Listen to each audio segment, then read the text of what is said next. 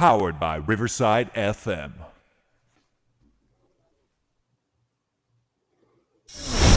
Welcome to Do Good Work Podcast, hosted by Terrell Strayhorn and Jaquin Johnson.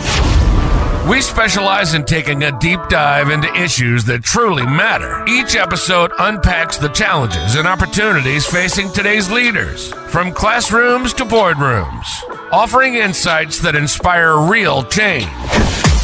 By redefining success, we're changing lives, empowering people everywhere to create environments where everyone feels a sense of belonging, whether at home, work, or school.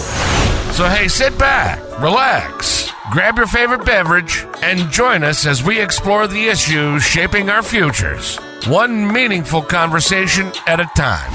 Let's go!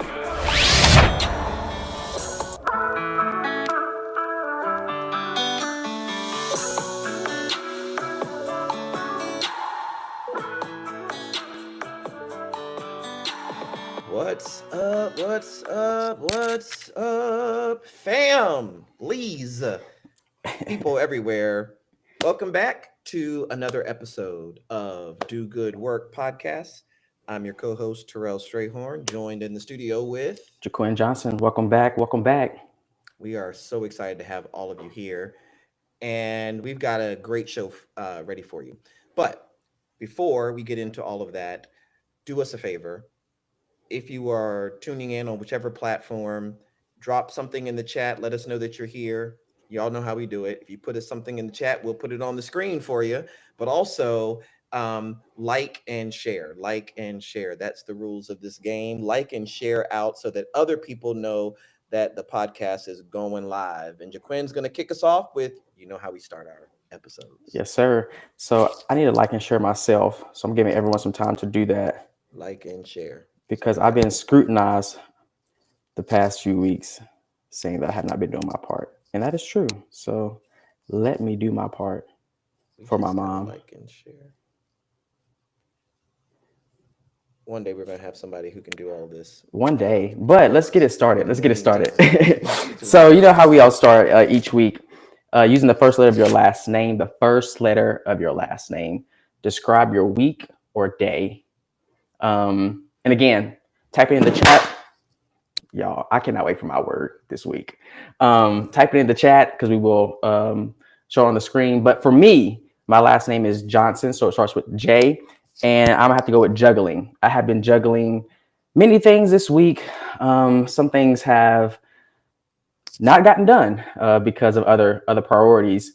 And then I know some of you probably jumped on right at 7 o'clock Central Time, 8 o'clock Eastern Time, and you saw on the screen that you're waiting on Terrell to start the show. That is not true. It should have said you're waiting on Jaquin because he's running from spot to spot to get us going. So my word for this week is juggling. What about yours? Hey, listen, if life is nothing, it is a juggle. And so we all know that it takes a moment. He ain't lying. He was trying to get himself together. And so he was like, oh, I guess I'll just let the laptop die. I was like, no, just go on and get what you got to get. People will be there. Life happens. Breathe. And so we're so glad you're here. And my word this week, is similar in a way. I'm going to go with swift. So swift is a synonym in my mind of like fast. And I got to be with my president this week. And again, he says that he jokingly says that I take all of his good advice and wisdom and present it as my own. But y'all who know me know that's not true. So again, for the 1,500th time, because of Dr. Hakeem J. Lucas, the 13th president of Virginia Union University, he has a Lucasm. His last name is Lucas. The things that he says that people rattle off, we call them Lucasms. One of his Lucasms is fast is slow. Let it sink in. Fast is slow. Sometimes you have to just take your time. Slow is fast. Fast is slow. People say, do it quickly, do it fast. Sometimes you've got to do it slow. Like, I don't cook a whole lot, but I do know that I prefer to bake more than cook if I'm going to do anything. And one of the reasons why I don't bake a lot is because, look, it's going to take a minute to bake a cake. It's going to take a second to bake a cookie. You can't have a cookie. You can't bake a cookie in 3 minutes. You're going to have to mix up some stuff and mess up some pots. And if you want a really good cake, you just got to follow the plan, follow the recipe. Fast is slow. And so this week, I've been a lot of places, done talks, and yesterday, let me tell you about yesterday, then I'll shut up. So yesterday I was Thursday I was in Roanoke. Friday I was with my sister in Virginia, and I'm sure she's listening. And we woke up, had some coffee, but I literally had a meeting at 9, another meeting at 10. Y'all ready for this? I had a keynote on screen at 11. I had a person to interview at 12. I had another talk on screen at 1, another talk on screen at 2. I had my time off because I ended up going till 3. And then I had to catch a plane or a train actually at 4. That was my day. And as I'm moving through the day, I'm realizing the week is swift. You know, you do 30 things in 1 week and you can't believe you get it all done. And sometimes in a day, it's not even a week. Yesterday was the day. But you know, people often ask, how do you do it? I think one of the things that helps me, other than my schedule and then holding myself accountable to it, is, you know, just pacing it out. Here's the lesson in that. My schedule's set. I can follow it. I told my sister, like, we can hang out in the morning, but once I get started, it's going to go all the way until I have to go to the train station. And my sister was gracious. What I did not anticipate was I was staying at a hotel and the maintenance team did not get the memo that I had a jam-packed day, turns out. Oh, man. That happened, right? So while I'm in the middle of one of my live talks, whole audience of people listening to me, the maintenance people come to the door and they start knocking very, very loudly. So my sister Kim goes to the door and she tells them, like, hey, he's doing something. We'll be out in a moment. 5 minutes later, they come and knock again, very, very loudly. People who are listening can hear the knocking. My blood pressure started in my foot and just crawled up my entire body, consumed me. The moment I got done with that talk, I closed my laptop. I went to the door and I very clearly communicated my frustrations to the team. I also, in a very humanizing way, let them know, my sister communicated what was going on. You could hear me talking because I was talking in my presenting voice, and how disappointed I was in them. I went downstairs and I talked to the manager. I didn't make a scene. I didn't knock over anything. I just told him, I said, listen, I got to talk to you about what happened to me because I believe you believe in customer service. I want to believe it, right? And I told him, and I said, and here's the thing. Hopefully this is not offending to anyone. I said, like, I had a day, I knew what I needed. And I chose to stay here because this brand has been loyal to me. They've been good for me, right? I've had this before, and I've come to trust this brand of hotel as a place where I can do my work, however complicated my life might be. And unfortunately, your particular branch changed that for me today. Your team's not well trained. If someone's, clearly said they need a bit more time, you just give them more time. You don't keep knocking at the door, especially not with the aggression that they had knocking. Also, you don't knock violently at the door because people have histories with loud knocking. That some people, unless you're the police, I don't know why you're knocking that loud on my door. Not to mention, as an African-American male, this is all I'm telling him. My sister was recording the whole thing. But politely, I told him, and I said, for me, you don't have to worry about me coming back here to this particular branch. However, I will not allow you or your team to reduce my loyalty in this brand. Mistakes happen, problems happen.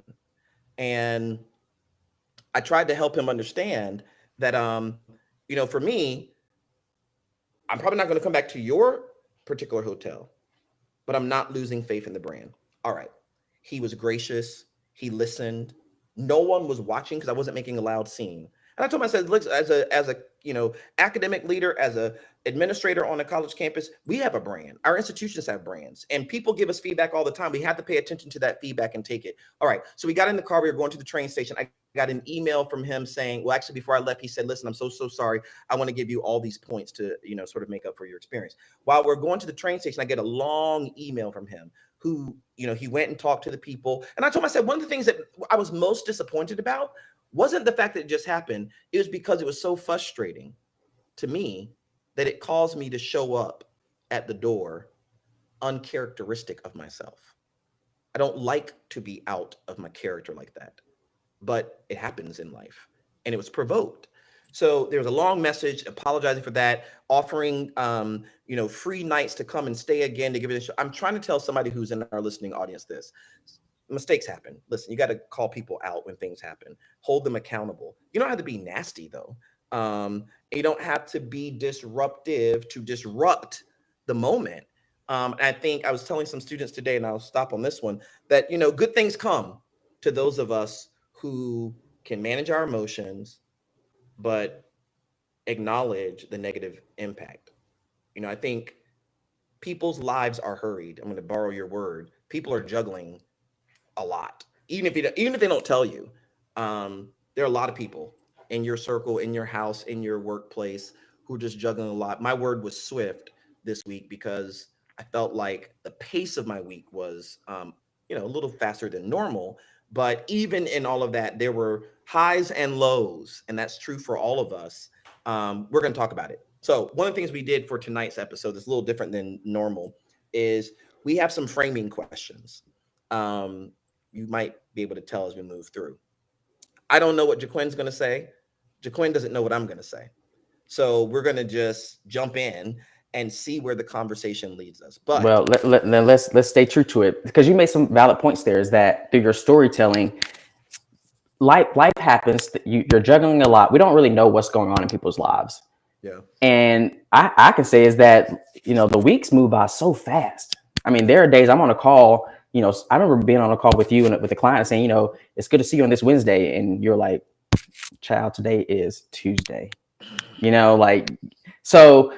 I think that, through your experience is you were able to craft your narrative in a respectful way, in a way that lands and people can hear it, or the person can hear who you're talking to. Not everyone can do that, right? Like there are some people who have shared their frustrations, their disappointments with someone, and they were dismissed or pushed to the side, or say like, I will handle that for you. And nothing ever happens. Nothing comes from it. And, they begin to move through life and they tell themselves internally, like, there's no point for me to even participate in this conversation. There's no point for me to even voice my opinion or what I think. And I think that does more harm than good for the person and for the group or society in itself. Yeah. I mean, two things. One is, and I'll go to the second one first. Today, when I was talking to some students, I told them, I was like, well, I didn't tell them, someone in the audience, I said, like, what are those skills that you need in order to make it in life? And one of the adults in the audience said, the ability to effectively communicate. I was like, absolutely. But multiple times I found myself going back to it. It is something that we believe too. My sister, again, y'all write in the chat, do something so we can put stuff on the screen. But my sister was like, she recorded it. I didn't know she recorded it. When we got in the car, she was like, I recorded that whole exchange between you and the manager. And she said, whoa, I thought you were really going to go off on him. And I told her, I said, I don't go off on people. That's not my design. First of all, I can't, because first of all, people can pull out their phones and record you in a minute. And before you know it, you're going viral, acting out. Secondly, it's just, I got a Oura Ring. I got a Apple Watch. All my devices would go off if I allow my blood pressure to go up that high. I'm trying to regulate my blood pressure, protect my peace, as we say. And so the one thing I've been pushing myself to do, I'd say in the last year of my life, maybe even 2 years, is find the words to communicate what you're trying to say to people. And what I realized is that situation was frustrating. One, because I had late checkout. Everybody knew that, confirmed it when I checked in. It shows it in my device. Now, I learned later that their system, he said, is out of date and it doesn't sync with the device. Well, I'm sorry to hear that. Unfortunately, that's not my problem. And it shouldn't have been made to be my problem because I was paying to stay at that hotel. But again, these are words that have to find their way into the conversation, I think, in a very even tone, so the person doesn't feel attacked. I realize I'm very conscious of the fact that I'm an African American man. I can't pop off in a hotel, can't bang on the table, can't push stuff over unless I want to spend some time in state supported vacation in a prison somewhere, and I don't. I've got to manage my emotions. And one of the things I think I get excited about is when we have the opportunity to work with students, especially high school students, to teach them how to manage their emotions, how to use their words, not their fists, how to, try to say it and then ask, did it land right? Or attempt to say it again. I think these are really fundamental. I know we're going to get to it, but these are fundamental kind of skills, especially for people living in a democracy like today. Their mistakes are going to happen. Confusion is going to happen. Somebody was just telling us something happened. We were somewhere, and maybe in New Orleans, and someone had a "Make America Great Again" hat. And through our exchange, we realized that we sit on opposite sides of the political aisles. But just because we sit on opposite sides of the political aisle doesn't mean we can't be cordial in the store, that we can't be seatmates on a plane, that we can't work with this person as a client, right? I mean, because we no doubt have client campuses whose perspectives are different than ours on these issues. So how do you then use these moments, whether it's in a hotel, in an ice cream store, wherever, to really build the skills you need to have conversation that, and we talk about this even in our personal and professional lives with one another, that, talking about difficult subjects doesn't have to be difficult. And you can create strategies for how you get into those difficult conversations. And what works for one person or in one setting won't work the same in the other. I think those are some pickups from that. We can go into difficult conversations for sure, because we know there are many reasons why people don't engage in difficult conversations. One day, people decline that there's a real issue. They want to be liked.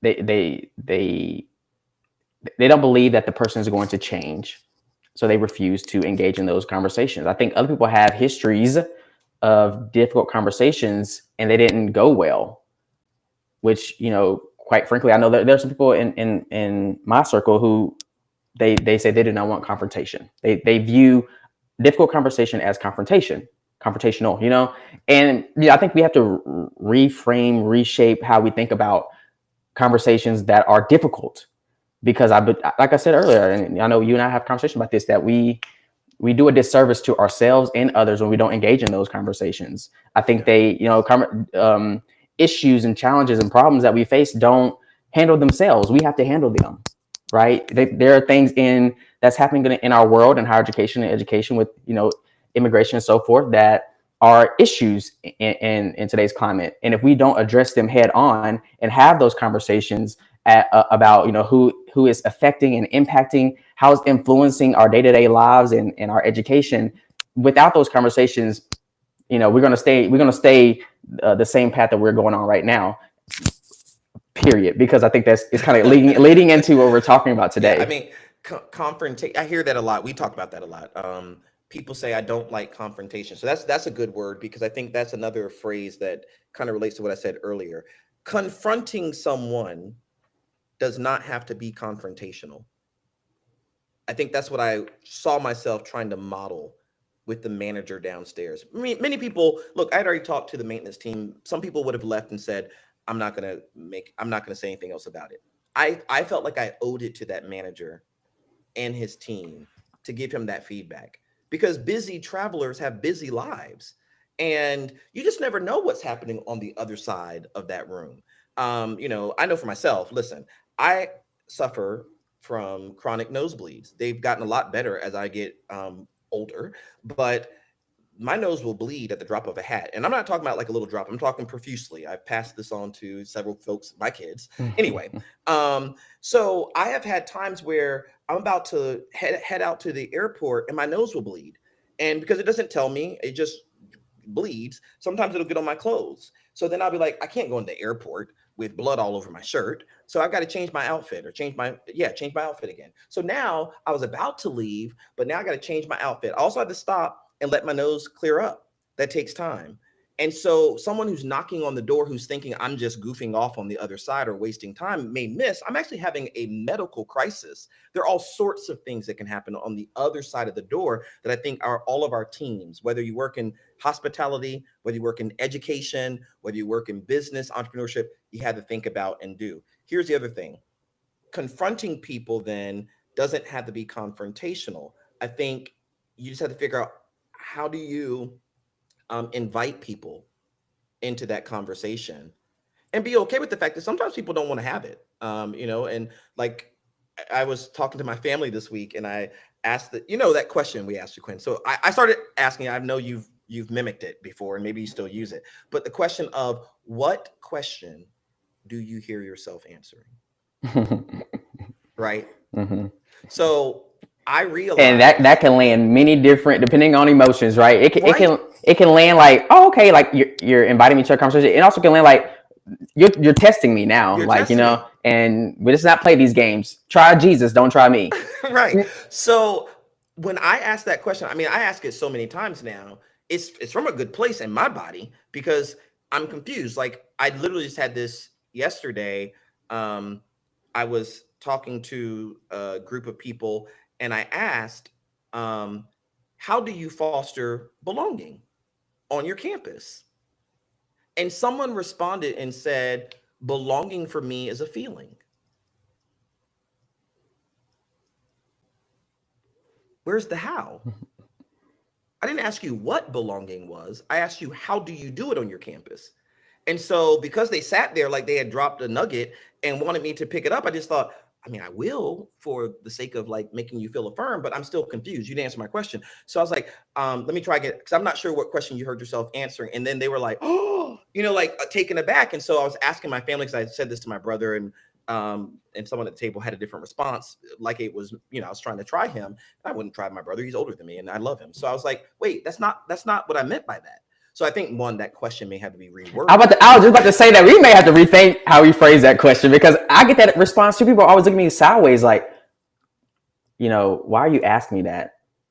So I think, we may have to rephrase that question. But while we work on rewording, let's also offer this to the world. Shouldn't we also, like, to anybody who's listening and cares, right? Let's listen to the word. Here's what I think is happening in America. I know this is one of our questions. We're going to get there. I think we're all busy. Hello. Juggling, Swift. Y'all didn't put nothing in the chat yet. Put something in the chat. What word y'all using, right? Everybody's busy. Nobody has bandwidth. Nobody has patience. And I think because of that, sometimes people ask how. We don't even hear the question. We respond with what. Sometimes people ask how you're doing. Again, busy. Don't have the time to really dig deep and give you a bona fide answer. So I just say good. Although, my cat is sick. And I'm not even acknowledging that. And it's really got me down. Or, I just met with a buddy of mine who lost his job. He works in DEI. And when I asked him how he was doing, he said he was doing fine. And then later in the conversation, he was like, can we go back to the question you asked me? And I said, anytime. Why? He was like, I wasn't honest the first time. And then he opened up. And we're close. We're fraternity brothers. So I'm like, I think I'm just appreciating the fact that, one, we're rushed, we're busy, we don't have time, we're not keeping up. Listen, make time. We'll work on rephrasing the question, always down for that. But, when people ask you how, give them a how. So, by the way, my brother, he's good. He engaged me. He was like, so wait, because he's taking this class. I was like, how's the class? He said, I'm on my last assignment. I was like, that's what you're doing. But how was the class? He was like, so how would I answer that? To me, how is like, good, it's bad, it's boring, it's fast, it's upbeat, it's demanding.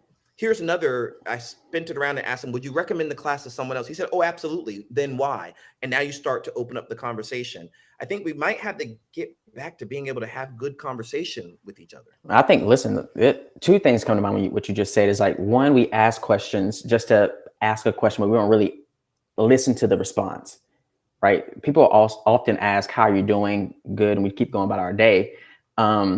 Second is, I think we have to do a better job of expounding on our answers, right? Mm-hmm. I think we are so used to saying good, high five, kumbaya, keep it pushing, rather than, really engaging in a meaningful conversation to figure out what's going on in your life, what's going on in my life.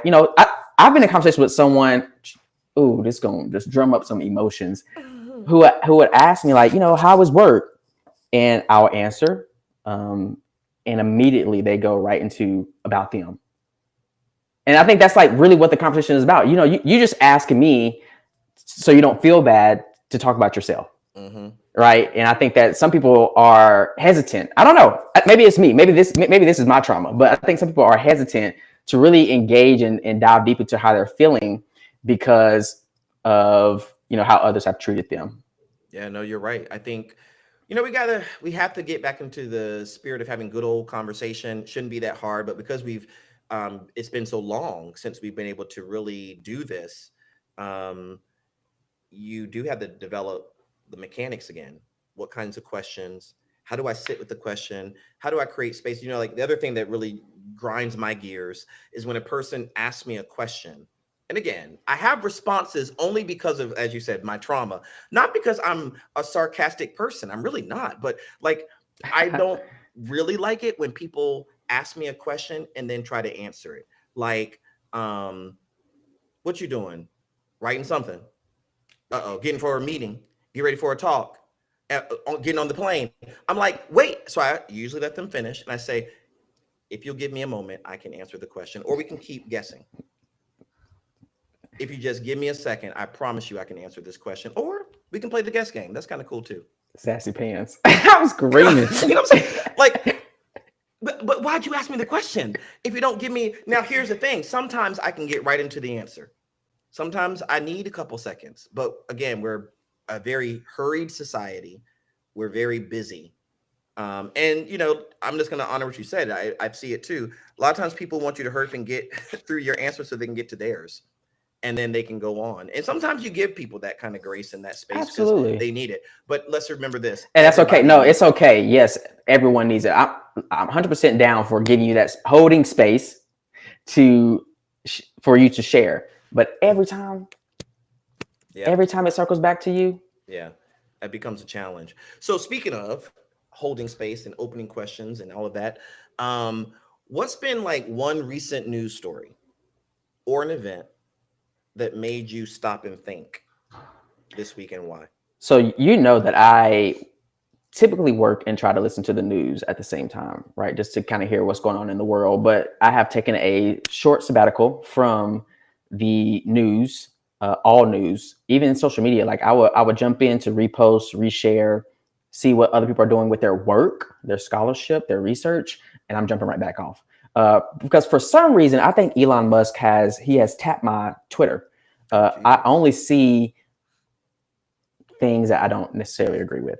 And one thing that I've noticed, and one thing that I heard, I'm trying to do better, pat on the back. What I've heard on the news was that, we know that the administration has declared war on immigrants.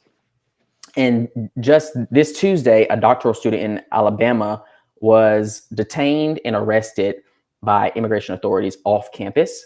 And it's the news was telling us that it's unclear why the student was detained and arrested. But the Homeland Security spokesperson said that it has something to do with the student visa. Now, again, we don't know if that's true or not, right? That could be some, blowing smoke to give them a reason why the student, who was an international student, a doctoral student in Alabama, has been detained and arrested. And they said because it was had to deal with student visa, that the student posed a national security concern. Okay, and we deal with students all the time, and I don't know many students who pose a national security concern. So that's one.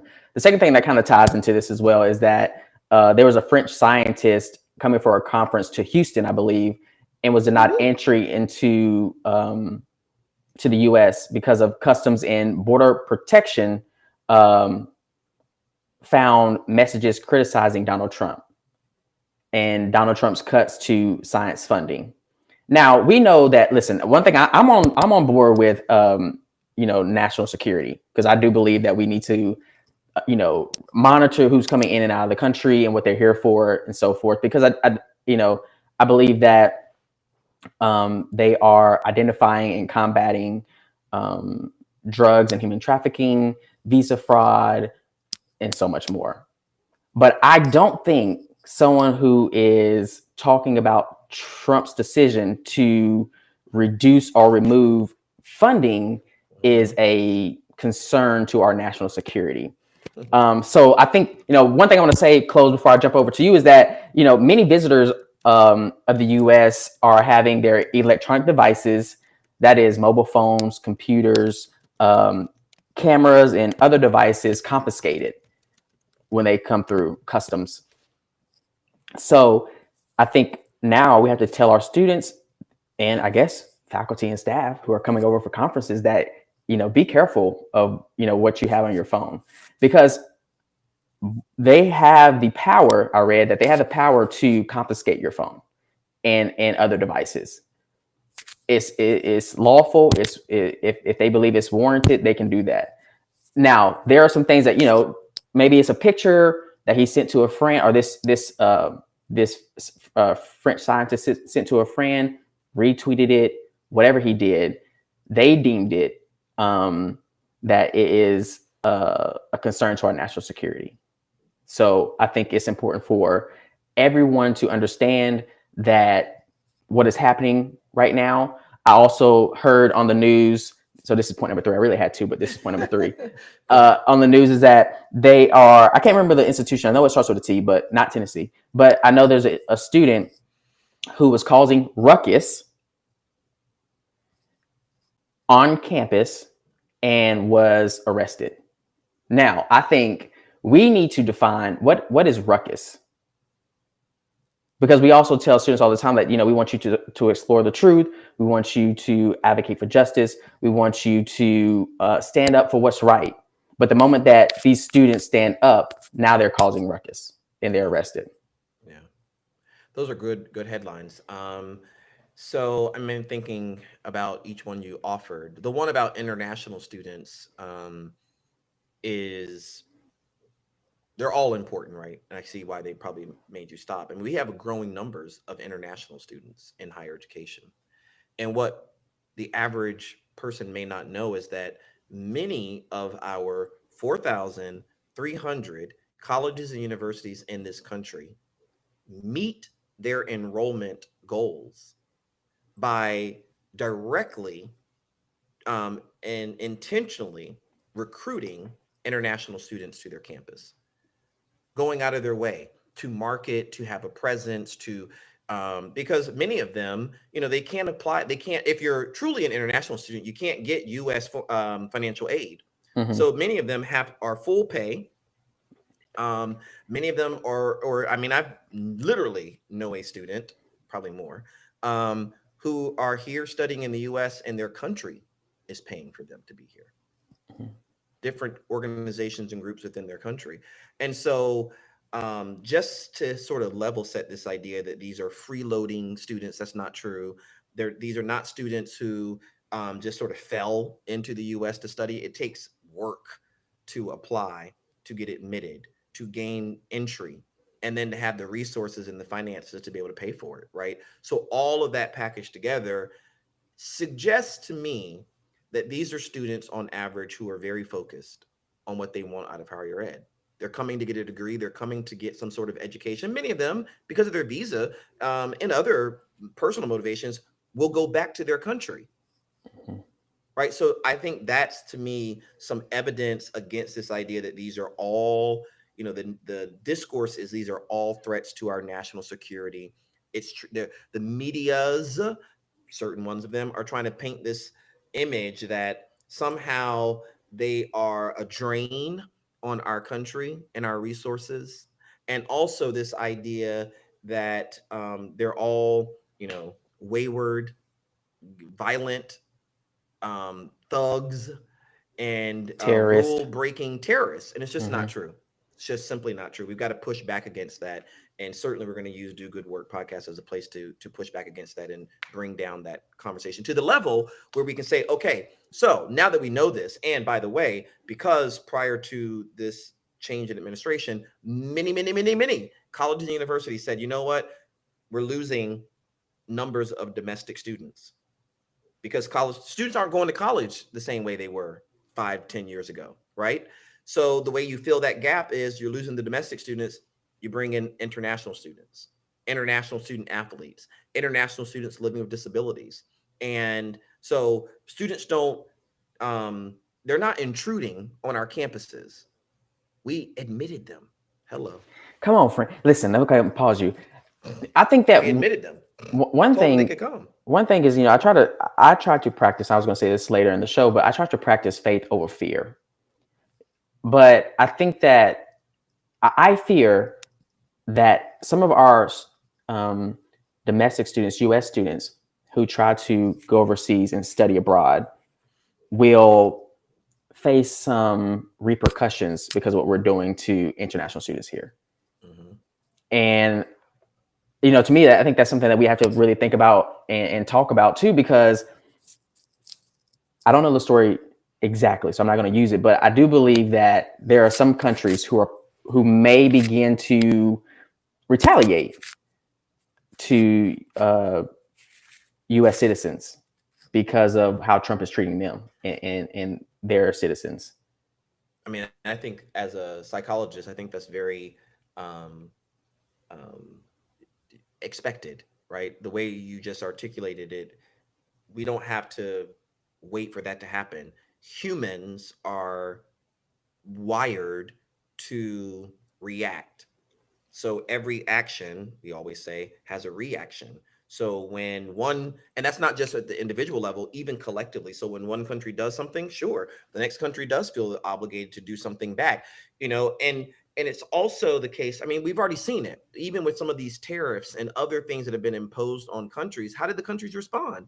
They responded with their own tariffs against us. So if, we're going to deport their students and say that their students don't belong here, we certainly could expect that there'll be many more countries who will start to do the same to our students. Here's what I want to pull us up to, though.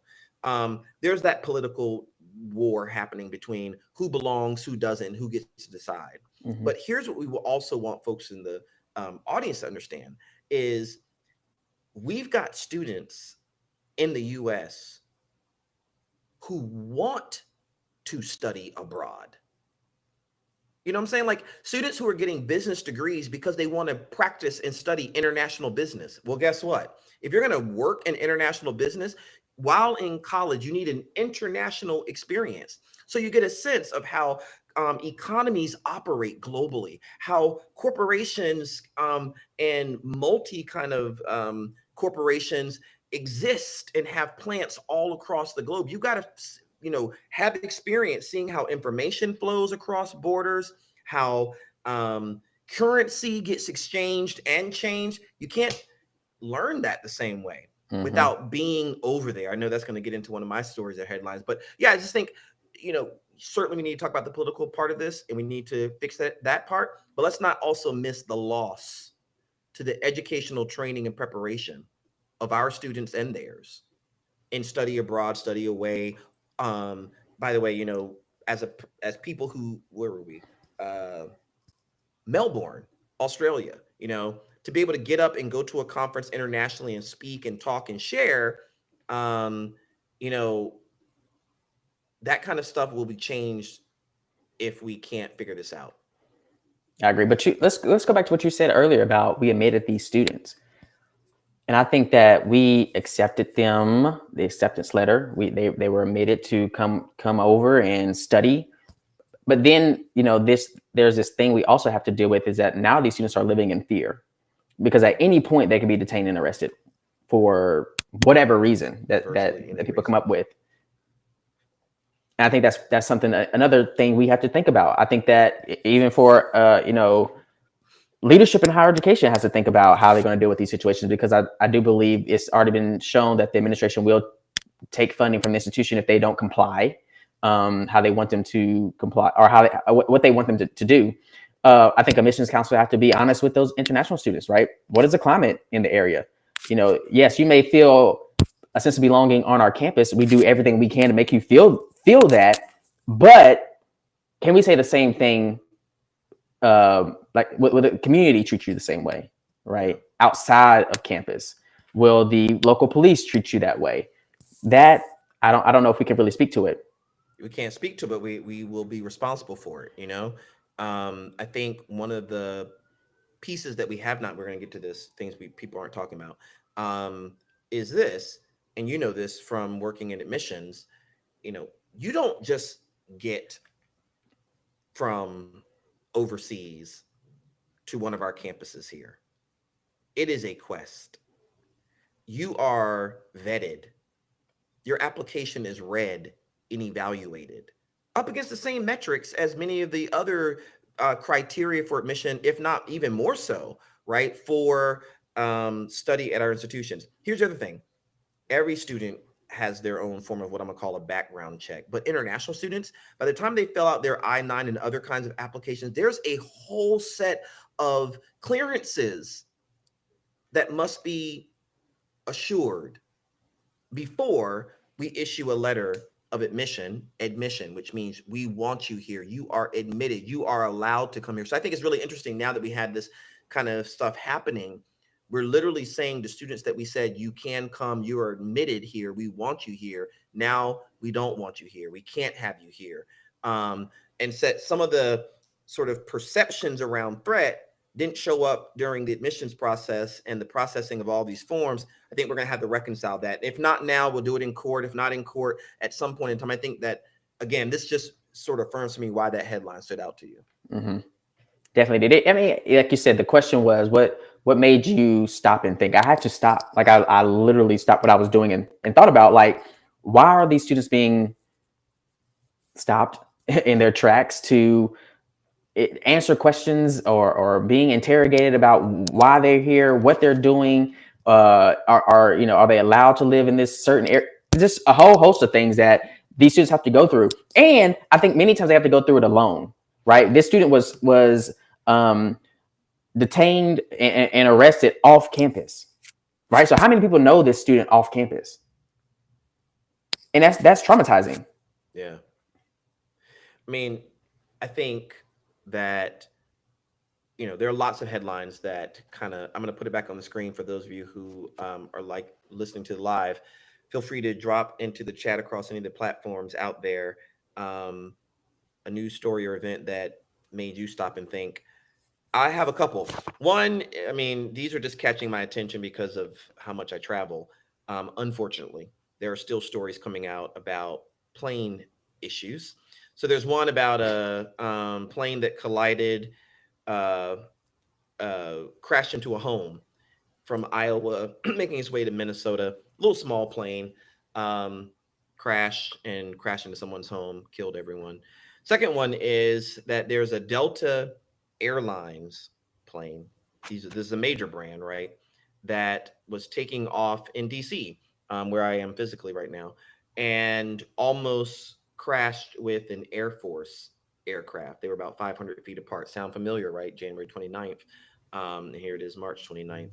But the FAA was able to issue this diversion. And so, the question is, what story caught your attention and made you stop and think, and why? And the why is because, one, I'm on the plane all the time. And two, I think you said this to me, if I'm not mistaken.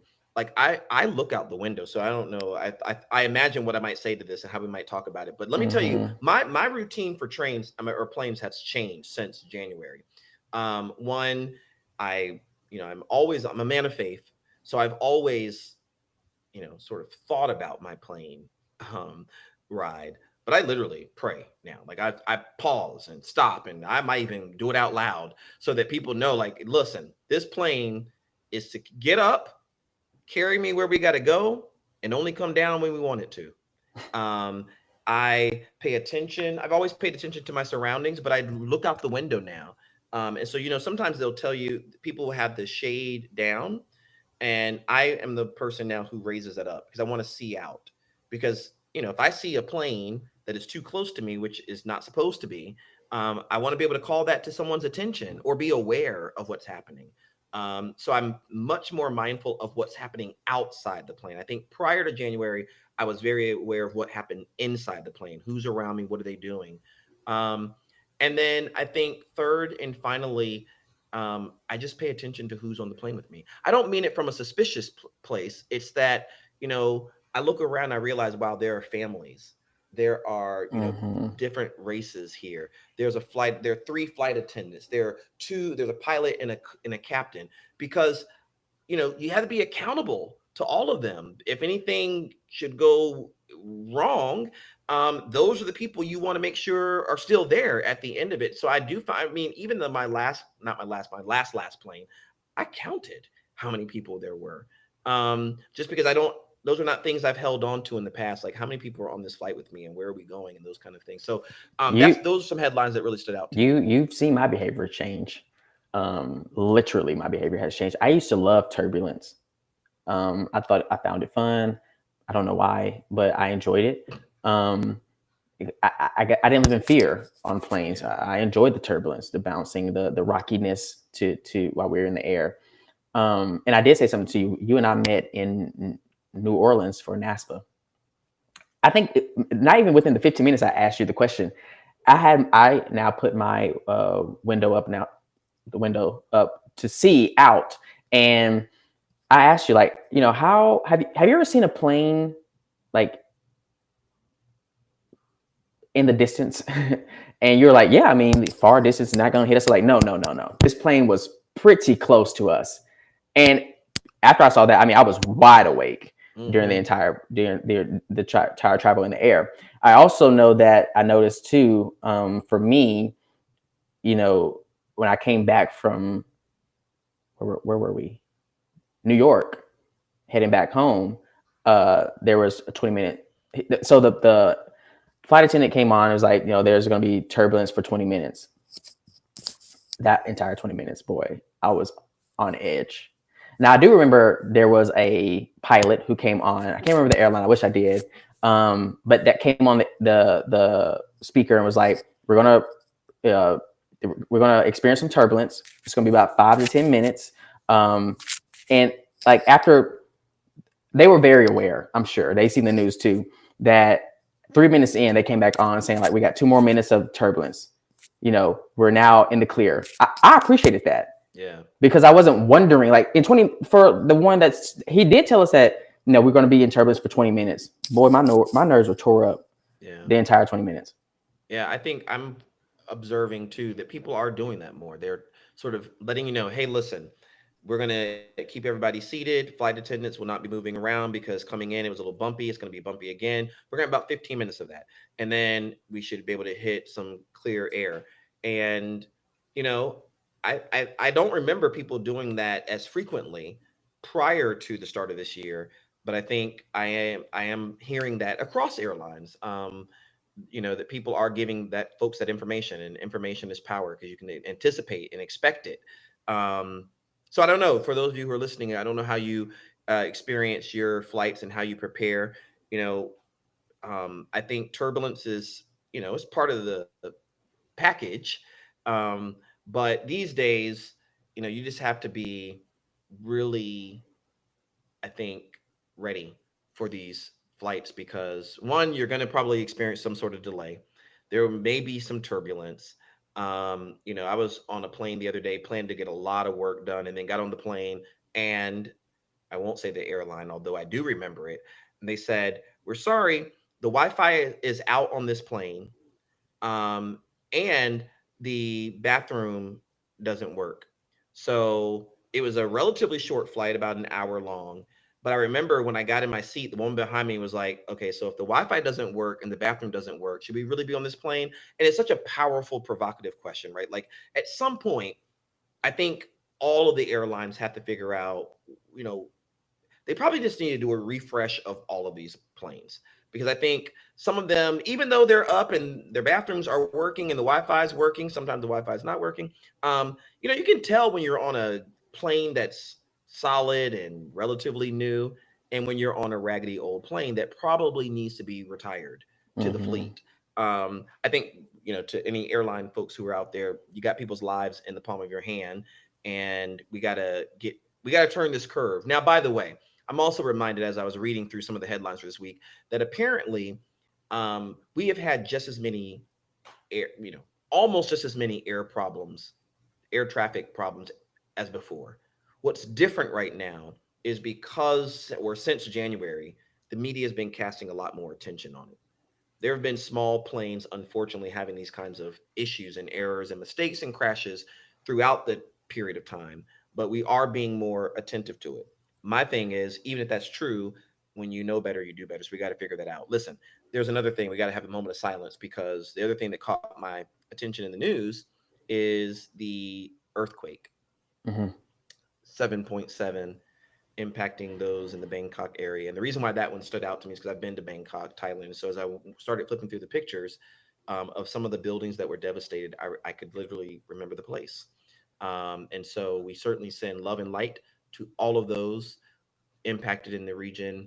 And so glad to read about the organizations and nonprofits that are also helping. My last and final for this is, you ready? Okay, I don't feel bad that you have 3. I mean, I had 3, but I mean, these were quick and dirty. But this is one I want us to chew on for a moment. So there's another executive order, no surprise. This executive order is called Restoring Truth and Sanity to American History. In this particular order, many of you might know, President Trump attacks the Smithsonian, especially the Smithsonian Museum, African American Museum of History and Culture in Washington, D.C. And, tries to quote that our four founders created a country where all people are created equal. Yes, however, despite that espoused value, we also live in a country where African Americans were once believed to be less than a full person, a fraction of a person. And so we know where this executive order is directed, right? It's directed toward the closure, perhaps even the dismantling and removal of the African American Museum, which I know we've gone to. So, that's interesting. And if you haven't, go to DC, come to DC. That's where I am. Come to DC and go to the African American Museum of History and Culture. By the way, I think this is true. I should have checked this before the episode, but it's probably still true. You can easily Google this. If you are in the helping professions, and certainly a frontline worker, a nurse, a firefighter, a teacher, a doctor, you can get into the museum for free. Mm-hmm.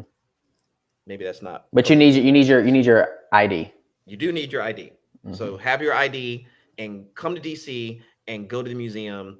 And when you're done, go read the executive order you could do before, and then help us. We'll bring you on the show. Come tell us why in the world this is being attacked, because it is a marvelous, beautiful, breathtaking display of African American history, culture, music, religion, education. The Divine Nine fraternities and sororities are there. I mean, why, friend? Why? It's such. Why? Listen. We have been to it together, and it's such. I was in awe in there, and you listen. We were there for maybe 2 or 3 hours, but you can't get through it all in one day. I don't think so. Certainly not 2 or 3 hours. And it's rich history.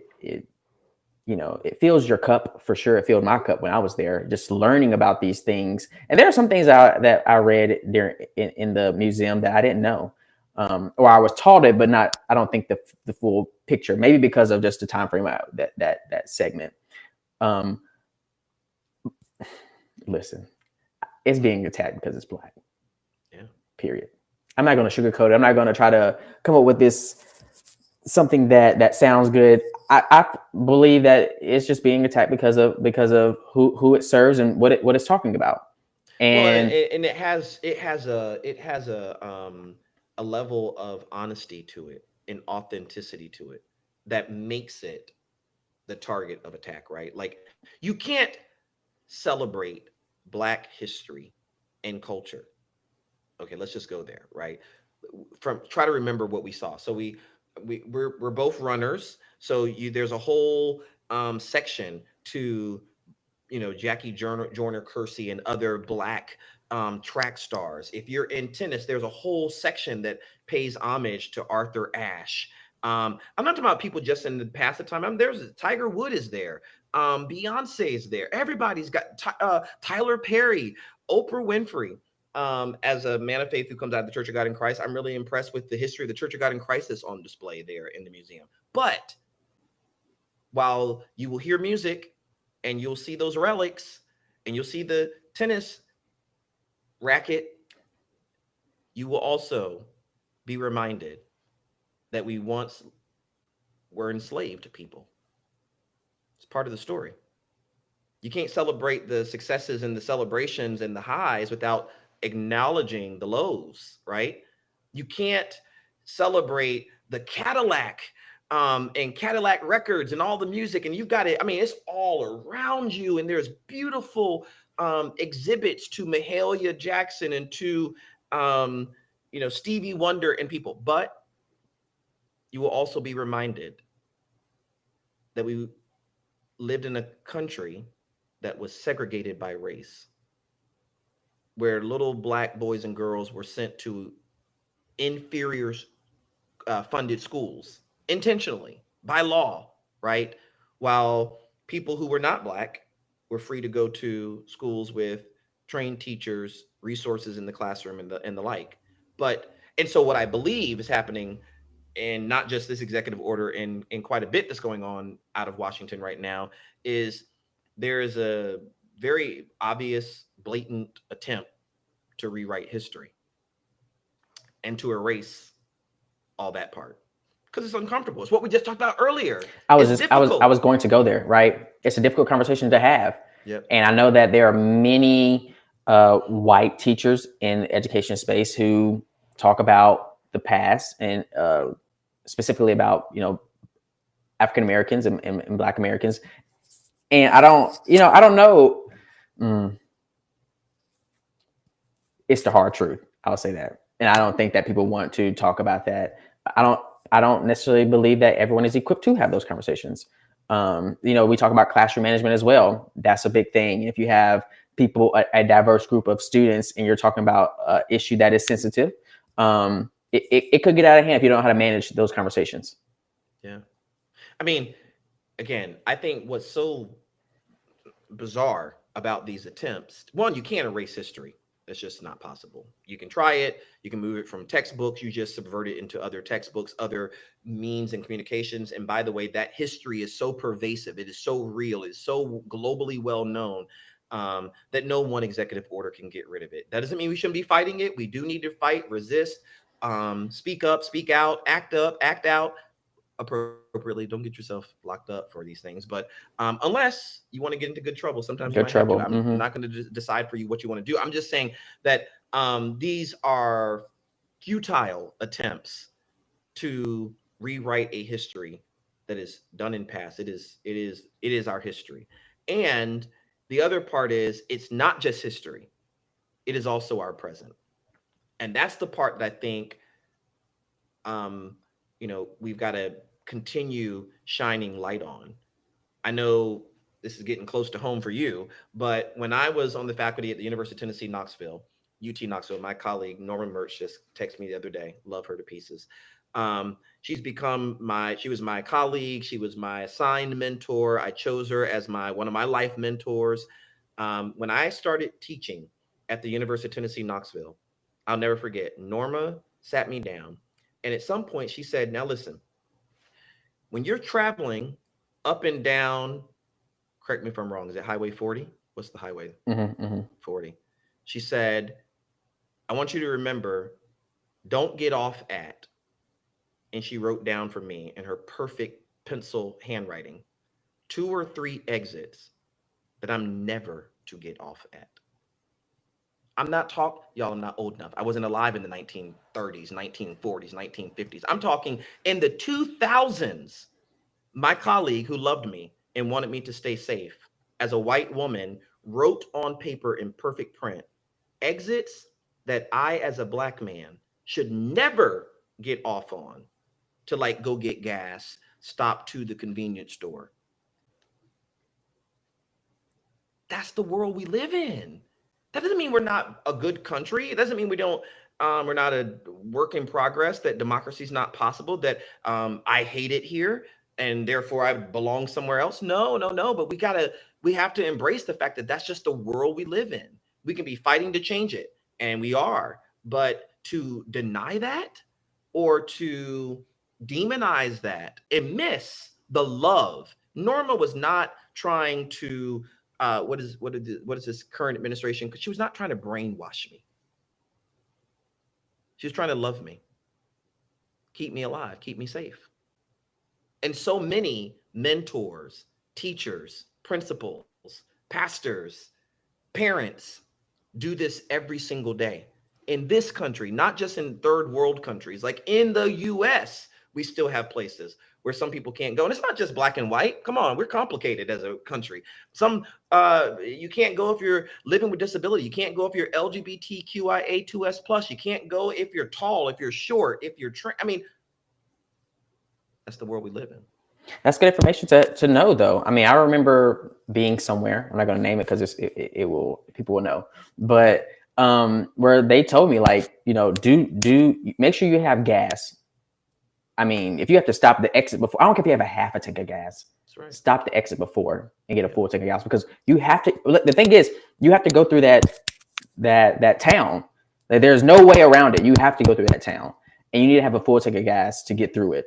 I know that I had a colleague in North Carolina who recruited athletes, and she was very upfront with the families and let them know that, you know, this place is safe.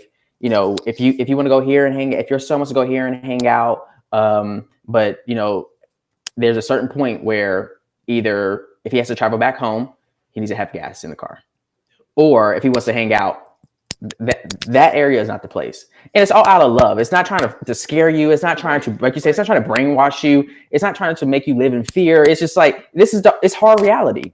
Mm-hmm. And some people are trying to protect you, right? Mm-hmm. Because there's places that I've been, I know nothing about, right? It's my first time visiting.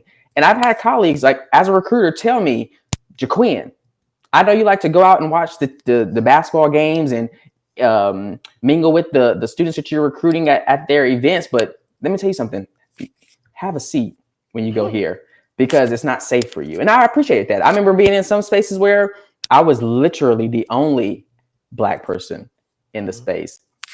I mean, and you know you are, because the moment you walk in the door, all eyes are on you. Yeah. And so, I mean, to me, what I hear us also reminding people is, like, these attacks against telling it like it is, these attacks against our history, and, you know, history is important because we learn from it. And those who don't learn from their history are doomed to repeat it. So it's not just attacking, you know, the Department of Ed. It's not just attacking the Smithsonian History Museum. It is making the world, listen, the way we just talked about it, more unsafe. Because now the messages and the lessons that people have passed on to keep us safe, and it's not just us, it's all of our groups, some of our most vulnerable, and you know, in some ways protected classes, it makes them open targets for harm and attack. So, you know, the writing's still to come. I think, and I think this is where we could sort of get to our second question, maybe wrap up, is like, what kind of things are happening? I think we're going to witness, unfortunately, more higher rates of, you know, cross-racial strife and tension. We're going to witness, unfortunately, where we won't be able to talk about these things in this way, and people will be in harm's way, and we'll have to take additional precautions to keep them safe. Parents, teachers, mentors, pastors, You got to pass the lessons along now. You got to do it at home, do it through the cell phone, do it from the pulpit, because the classroom, whether it's K-12 or higher ed, is becoming a very monitored space where what happens and what's being taught is being surveilled. And I think that is placing some limits, even if it's not like that camera that's behind you in the square. Although there are some schools that have classrooms cameras like that now, there's still this sort of psychological camera in teachers' minds who are worried that they're listening, they're watching. They've got my classroom tapped, they've got my phone tapped. They're, some student will report out what I'm talking about, and it's going to constrict what they're willing to talk about. It brings us very, very close to whatever that standardized curriculum is, whatever is being dictated and authorized to teach about, which won't be these things that we're talking about right now. Yeah. So let's go. I think we touched on 2 already, but let's ask the question and have some, quick remarks on it, and then go to 3. So the second question was, how is the state of education and the political climate shaping the future of work and society? I'll let you go first. So I'll say this. My thoughts were, state of education is interesting when you call it state of education, because we just had the dismantling of the Department of Ed, which is designed in part to push education back to the states, although it was already there in the first place. But it did have some real effect. I mean, people lost jobs. There are centers and agencies that are no longer in operation, that are in their final lap and closing out. It's not just the dismantling of the Department of Education, although that's important. 2, state of education reminds me, and I just sent, every time I get these, I send them to Jaquin, whether on email or on text. The University of Michigan just announced that they're closing their DEI office, and the people and the programs all will be lost. I told you about my fraternity brother who I just met out of Texas, just met with out of Texas, lost his job, DEI closed. My own alma mater, UVA, has decided it will close its Office of Diversity, Equity, and Inclusion. And then, as if that's not enough, my doctoral alma mater, Virginia Tech, their board just decided a couple of days, closing the department. Their diversity office is called Diversity and, I think, Inclusive Excellence. And so, listen, first of all, shout out, love and light to all of the people whose lives are being impacted by that, folks whose jobs are being changed, their titles are being changed, or who no longer have jobs, to the teams of people who you worked with every single day. Maybe these decisions suggest to you that your work is not important and no one sees you. I want you to know we see you. You do matter. Your work matters. You're making a difference. You made a difference. And this too will pass some way, some shape, form. I can't see. I have no crystal ball to know what happens. But I first of all, I just want to honor the fact that there are people being impacted through this. I know that's what we want to do. I think that captures the state of education. Lastly, and finally, or third, is the elimination and freezing of federal dollars. So again, another thing I send to Jaquin, just so we can talk about it on the show or talk about it in our writing, is we know postdocs who are no longer postdocs because their funding got cut. We know tenure track faculty who were depending on grants, federal grants, to power their research. And like me, when I teach, most of my doctoral students, their tuition was paid through my grants. And if those grants were stalled, it didn't only stop my research, it cut off the financial revenue to support my graduate students. And there are people who are impacted in that way because, it's not just, there are a whole series of words and phrases that are being monitored now. And if it shows up in your grant or in the award letter, they're cutting their funding. I think that's captures the state of education. So then the second part of that question is like, how is it changing the world of work? Here's what I think we can expect. And I'll toss it over to you for some conversation and then your thoughts too. One is, because of this, we're going to have increased unemployment rates. Lots of people are without jobs. 2, even those who have jobs that I meet every single day, they're going to work anxious, stressed out, worried about whether or not I'll have this job tomorrow.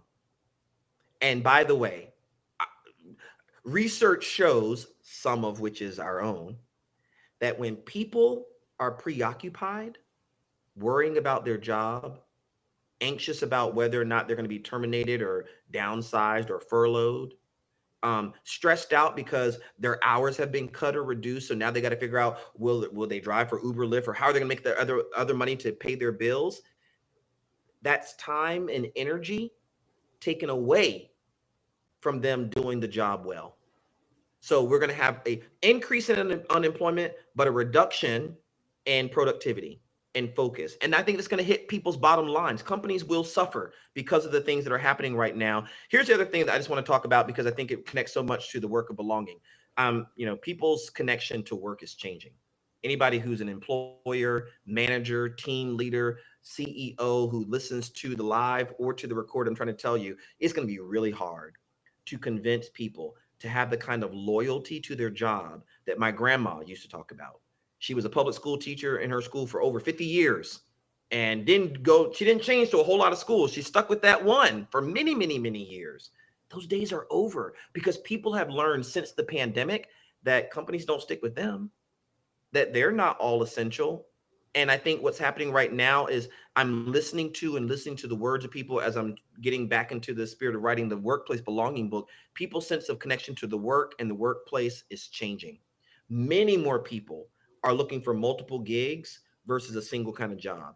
Even that single kind of job could be here today, could be here tomorrow. So they're going into that job with a plan, and it is changing the sort of perceptions that people have of what work is.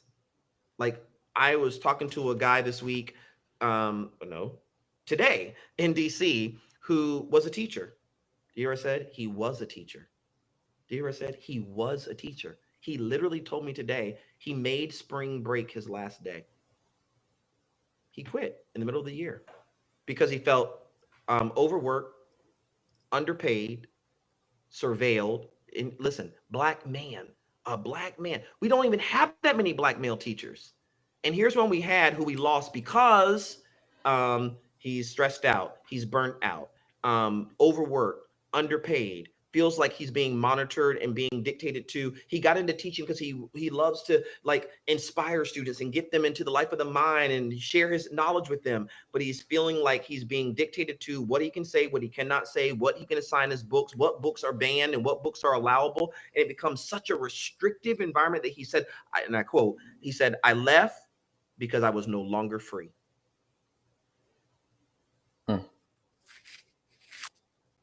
To me, that's the state of education and the political climate and how it's changing the future of work. And we're going to all have to be responsible to this, because guess what? Companies will still need employees. Schools will still need teachers and principals. Colleges will still need faculty, provosts, and presidents. Businesses will still have to be started. And we've got to figure out, how do we push back against this force that is really creating unwelcoming, hostile, unsupportive environments where people are just seen almost like widgets, not humans. This is the consequence of not talking to each other about what we're going to say before the show, because I was like, you want to say the same thing? No, listen, like you had like 4 points. I was like, okay, he's going to talk about that. I'm going to go to the next one. You already checked it, checks, but it's good. We can get in the conversation though. I'm gonna retweet it. I'm not going to piggyback, but I'm going to give you some stuff to talk about. It's like, one is the state of education. While you were talking, I was thinking about chaotic. It's chaos with the dismantle of the Department of Education, freezing funding. People live in uncertainty right now in education. We don't know what's going to happen next. We don't know. I think right now we're on this ledge and just waiting to be pushed off. Yeah. Honestly, I know I talked to a friend and colleague yesterday about her work. And she was just saying she's in meetings all the time about the executive orders and what to expect next, and trying to figure out. There are people. She told me, she said, they have removed some people or fired them because of executive orders, and there are people on her team who were fired. Right, they were fired, let's say on Friday, and brought back on Tuesday. And there are some people in her organization who are on leave without pay. What does that mean? Like, now what are people expected to do? Right? Just sit here and say like, oh, I hope they call me back. No. Right? That's not, that's not, thank you. please. Please. I think so. The state of education, people live in uncertainty. I think with the deliberate attacks on immigrants, you and I had a class that we taught, and there were educators that literally talked about how they have students in their class who are legally here and some who are undocumented, and they had to talk with their administrators privately about what are they how are they going to handle this, what are the protocols if someone comes into the school to remove a kid. And there are some people they left out of the conversation because they don't know if they can trust them. So I'll say it to say this about society. How's it shaping society? I think we already live in a low trust society, and now people are, I think trust in society today is going to get worse over time, especially I think through this administration based on what they're doing. I think many people, like you said, there's going to be tensions that we're going to face, and it's because of the current political climate. I think there are people out there, which we'll get to later, about hope. I think people are out there who are doing good work, who are trying to support and create welcoming environments that ensure students thrive, to ensure employees feel like they have a voice and can engage in meaningful, difficult conversations. But I do believe that there are some people, because of the political climate and because of where we are in a state of education, that they shy away from or refuse to engage because you don't know who's in the room, who is on the opposite side of the aisle, and will try to harm you based on your views or perspective. Yeah, people just don't trust anymore. They're not going to trust, and there's going to be hard. By the way, you just nailed it. There are good managers and supervisors and executives, team leaders out there. And to each and every one of you, I would say, don't be surprised when your employees have a hard time believing you, trusting you, right? Because they come with this history of, I could be here today and gone tomorrow. I could have a glowing evaluation, but be furloughed or, sent on leave without pay. I know I mentioned University of Tennessee, Knoxville, so I'll talk about them again. When I was at UT Knoxville, I thought I was going to be at UT Knoxville my whole entire career. I bought all of that. I don't even know what to call it. Hideous orange. I love UT, go Vols, but like that bright, eye stretching orange. I had the suspenders, I had the belt, I had the hoodie, the shirt, the shorts, all of it. And I was fine until I got invited to give a talk and interview at The Ohio State University. And after I went there and I met the people and I thought what kind of work I could do there and the kinds of students I could train there, it opened my eyes to a new possibility. I was interested. And I'll never forget when I went back home, how many people thought that was traitorous of me to consider leaving to go someplace else. And some people to their death, never forgave me for it. And I just want to level set, offer perspective to employers, to supervisors, to coaches, career counselors. The average American has somewhere between 14 and 16 different jobs by the time they turn 40 nowadays. Many people move and create their careers at different kinds of places. And so I think we're going to see that rate increase, especially in this climate where the message that the employee, the worker, is getting is that I'm exposable, I'm disposable, I'm non-essential, and that I can exhaust myself, give up all my vacations, never take my sick leave, never, always be there, go above and beyond the call of duty, not get a raise, not get a promotion, and be terminated in the middle of this foolishness. And the message that they'll take to that next place of employment, if it's not their own, is it can happen to me here, which makes you very guarded and very, play your cards very close to your chest. And I think we as employees or employers have to give grace and understanding in those situations, that people come with these histories and these stories, and we can't say things like, I don't know, they're weird, or you don't act like you're a part of the team, you're not opening up, you never say anything in the meetings. Well, sometimes it just takes some time to build that kind of trust where I'm going to be able to receive that this is a different place, that anyway, I'll stop. But today You're going somewhere. Don't stop on DC, that one. someone was like, I observed them give someone a very, very positive affirmation, a glowing review, and celebrate their work. And the person was like, I don't know how to take that because I'm not used to getting that, and the neck started going. And I thought to myself, yep, that's what it looks like sometimes.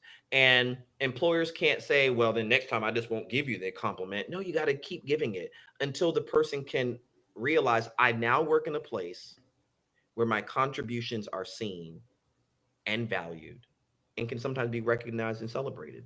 And that is very different from the last 5 places where I worked. Mm-hmm. No, I agree. I think, and I also want us to kind of spend some time on, being in a place where your work isn't celebrated, right? Yeah. You may be applying for other positions and not getting them. You may be, the time is not right for you to move or seek other employment because of your situation. And I think that it's important for you to understand that, your work is important, and your perspective and voice and opinions matter. They matter because you've lived through some things and seen some things, and your experience with students or with clients or your employee colleagues help you create this perspective that is unique to the organization or wherever you're working. So don't give up, don't lose hope. I think it's important for you to do that for yourself, and also find ways to find outlets, whether that is exercising, running, going to what does she do? Hot yoga. Like, these are things that you can do to kind of, fill your cup to go into that workspace the very next day. And also, I believe that you have to say things that keep you up at night and bother you in the workspace, because people need to know exactly what is going on, how you're feeling, and if they don't know what's going on in your mind, then they can't really they can't fix it. Yeah, I think that what I hear you saying is, apart from thinking through, like, either how do I keep going in my current role?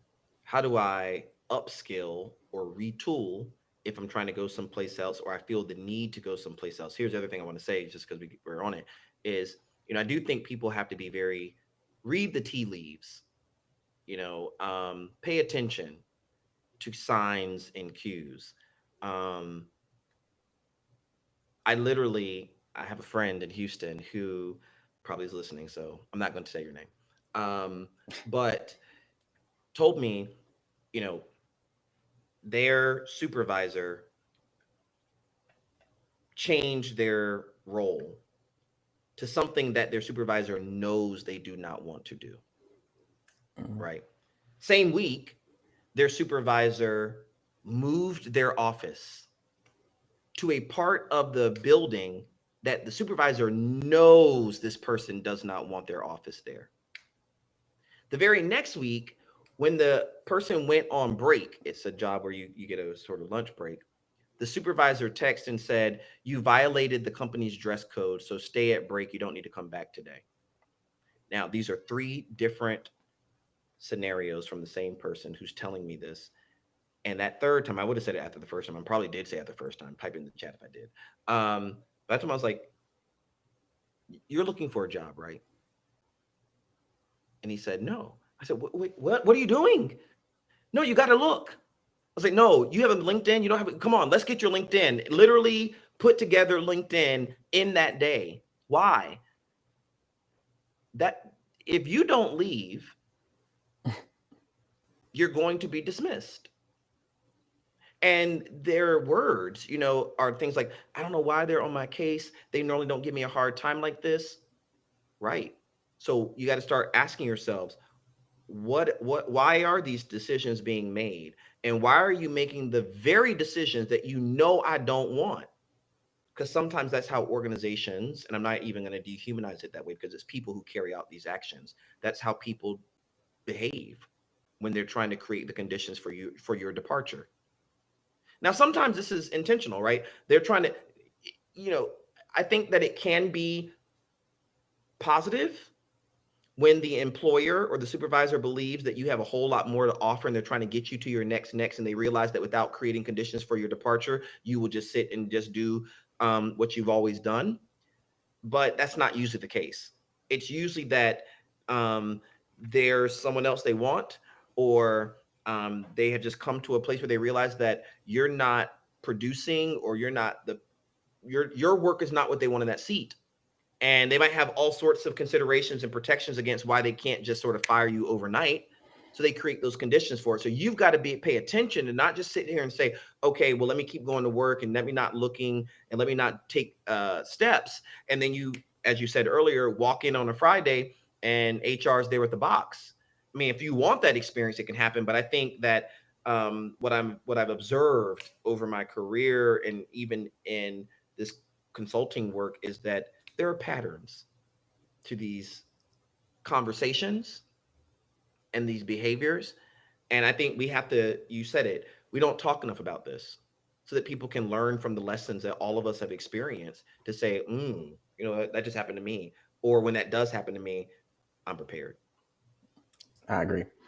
Third, what's one challenge people are facing right now that isn't getting enough attention in your opinion? So since we're at the top of the hour, you want to park that for next week? Absolutely. That's a good conversation. That's a good conversation. Yeah. We can park it for next week. We can come back to that one. I mean, I think we can close on the one that's the upbeat one, number 4. Yep. What's giving you hope right now? All right. What is it? What's giving you hope? So my 3 set me up for 4, but it's okay. Based on everything that we talked about today about the political climate, the state of education, and something that really made us pause and think about the world and what's going on around us. And what's giving me hope, one, is that you and I went to a conference recently, NASPA, and just being in that space with other educators who are facing some of the same challenges that we're facing. And then when you and I, facilitated a presentation that I think was well received, and many people, came to us afterwards and thanked us for our comments and for our work. But 3 things came to me when I was thinking about this. I used one already that my mom told me growing up. I gotta stop doing these when I'm on these podcasts. Boy, tears. One, she said that faith over fear. She used to say that to me all the time. That during hard times, have faith. I'm a person of faith as well. She will oftentimes bring the Bible out and we'll read through scriptures and she will share, what they mean. So I remember, always telling myself, have faith, have faith, have faith. Second, my grandmother used to tell me is every storm runs out of rain. That it's kind of like there's a brighter day tomorrow, right? The storm is not gonna be over your head all the time, Jaquin. Just keep moving, keep pushing, and you will get through. And then my best friend who I talked about earlier, when I was in college, she used to say it to me all the time was, where there's a will, there's a way. So I say that, I end with that to say, many of us have the will to continue to do this work, regardless of what's happening around us. As long as we can, push forward, be strategic in our work, continue to advocate, and not, stay silent. There's a way for us to break through. Yeah, I can see all of that inspiring hope. I mean, real quick, I could go a lot of places for what's giving me hope right now. I find hope in the fact that, I got to see my family this week and be loved on and love them, and got to spend time with my mother. And so that's always wonderful, especially now that she's my last living parent. And I find hope in simple things, like I got up this morning and when I woke up, I felt good. Didn't have a cough, cold. no aches and pains, all those kinds of things. But the thing I wrote on my paper to prepare for this question was, so I'm in DC. Thought that was going to be a little clearer for you to see. That's DC out there. And I spoke today at the AABHE, American Association of Blacks in Higher Education, Emerging Leaders Institute, and got to meet lots and lots of awesome, professionals and administrators and teachers and adults. But I also got to meet over 100 or nearly 100 young people. These are high school students, all Black, who they brought to this conference, had in this room. And I was asked to speak. And so, they were coming in the room full of energy. I had my little slide deck. I decided to take a different approach. Rather than have 15 slides, I just had like 5 points across some slides and then a closing story. And I used social media as the sort of backdrop to my story. So I took all of these viral stories and then used them to make a point. So first of all, there's a picture of some viral story that they all know. And so then when they say like, oh my gosh, I remember that. So I don't know if y'all remember, but you remember the girl who put the Gorilla Glue in her hair? She was trying to get her hair that straight back, slick back look. She got it, but she put Gorilla Glue in her hair. And unfortunately, she damaged her hair, damaged her head, had to have surgery. I mean, it was horrible. And so I used that to make the point that on their way to being successful, I was reminding these students to be careful what you put in your head. Be careful what you allow to get in your head. And, without much effort, lots of volume because they were a rowdy bunch. But I mean, point by point by point, it resonated, it hit. They met me, they picked up what I put down. I'm just trying to tell somebody who may be feeling a little down or a little heavy or a little blue that this generation of high school students, I don't know what the media is talking about. They're not all apathetic. They're not all, not paying attention. They're not all asleep at the wheel. There are some who are awake, who are conscious, who are engaged, who want more information and want to be challenged and pushed. So I met over 100 African-American high school students who, when I asked them, what do you want to be? They said things like, I want to be an engineer. I want to be a lawyer. I want to be a judge. I want to be a doctor. I want to be a teacher. I want to be a musician. The one who said he wants to be a musician had his headphones on his head. I said, you even got the outfit already down to go into music. He laughed. There are like 5 or 6 who want to be entrepreneurs, want to own their own business. Here's another thing. This is very important to say. Some of them want to be correctional officers. So to the justice system that has inequitably and unfairly impacted Black and brown communities, I speak to that evil energy that has taken too many lives. You didn't win. There are still young people of color, Black folks, who want to go into that system. And they all said it because they want to change it. They want to make it better. They're inspired to make a difference. There are some who said, hey, Dr. Strayhorn, you didn't call out what I want to be. I said, what do you want to be? They said, I want to be a politician. So despite the political climate, there are still young African-American, I'm talking high school, about to go to college. After college will be right there. And they don't have to wait till then. They can do it now, who aspire to enter into politics. So to those who are on whatever side of the aisle, who may be trying to throw water on the motivation of those who have a heart and a passion for Black and brown communities, it's not working, because there are still young people who aspire to go to Congress, who aspire to the White House, who want to make a difference. And so I find hope in them, their stories, their resilience, their energy, their optimism, and the fact that I couldn't talk fast enough because they were just ready to go with everything. The moment it was over, of course, they all rushed over. And this is some more work for Do Good Work. They all rushed over. They wanted pictures. They wanted, they wanted my IG. which is not something that I use a whole lot.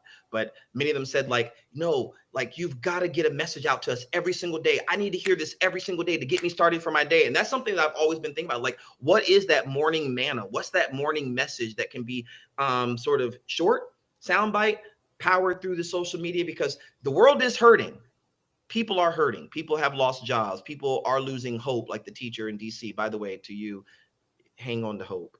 We need more teachers. We need more Black male teachers. We're going to figure out how to get you back into the classrooms, because what I could tell from the little short conversation I had with you is that you do good work and you make a difference. But people are out there hurting, but we got to find reasons to be hopeful. And I found over 100 in that room today. And I hope to anybody who needs to hear it, look for hope in those around you. Surround yourself with people who inspire you, who encourage you, who make you better, who don't allow you to sort of give up or rest on your laurels, because the world needs you. So, I mean, I don't know. We gave y'all a fuller episode today than normal. I think these questions might help. So maybe we don't need that many, it looks like, but great conversation, and looking forward to the next. We still got coming up, y'all, Senator Charlene Oliver out of Tennessee will be in our lineup and dynamic interview there. We're going to do the interview for a mayor of a city. We're gonna get that lined up, I think, in this coming month, and get that to you. And then we got many more guests we hope to have on the show. But until next time, don't be afraid to do something. But if you're going to do something, we like to say it this way: do something good. And y'all know what it's called. It's called Do Good Work. We're out. Thank you for tuning in to Do Good Work Podcast. We hope you found today's conversation informative, uplifting, and insightful. Don't forget to like and share this episode with your networks. Follow us on social media at Do Good Work on X, formerly Twitter, for real-time updates, behind-the-scenes content, and so much more. Until next time, friends, don't be afraid to do something, but do something good. Do good work.